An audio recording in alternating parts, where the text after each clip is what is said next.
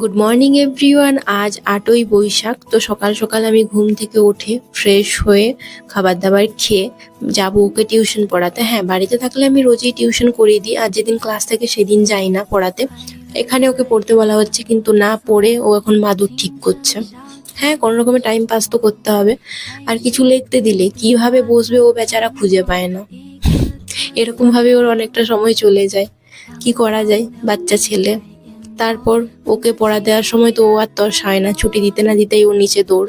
তারপর আমি বাড়িতে এসে ফ্রিজে দেখি একটু হালকা ফ্রুটি ছিল, তো একটু খেয়ে নিলাম, যা গরম এখন।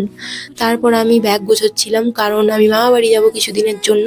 তারপর ফেসটা প্রচুর ড্রাই লাগছিল, তাই ভাবলাম একটু আইস কিউব ইউজ করে নিই।